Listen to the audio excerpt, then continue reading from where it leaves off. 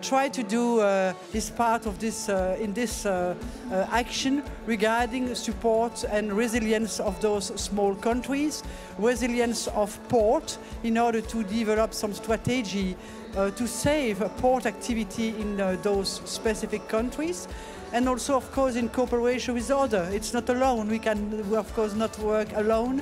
So we are working also with all the UN bodies, but with different stakeholders, with actor, player in port activity in order to support those specific ports. And I think that is the only way to work.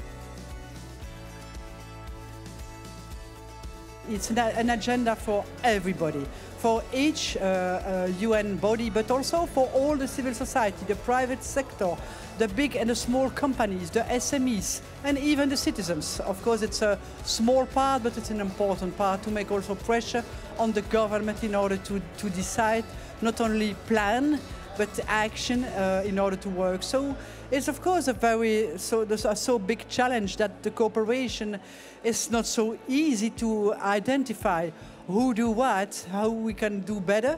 And I think that on the UN level, it's clear that the 2030 agenda, not only the climate agenda, but the SDG request a really big cooperation, and it begins to be the case, and I think that it's our agenda. But working also with all the stakeholders and sometimes with unexpected stakeholders.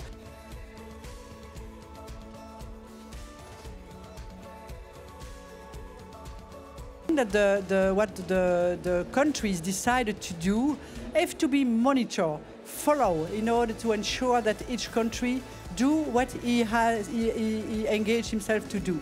That's an important thing. A second thing is, of course, to support the civil society in order to push the government in the good direction. The media have also to do something on that in order to remind sometimes which was the engagement that it was taken before. We have also to push the countries to decide or to go further as the first engagement taken in Paris. And that's the challenge of this conference, the challenge of the next COP24, because it's not the end of the path. And the path is not finished, but I think that the pressure has to be down on all the member states to do more than what they decided before.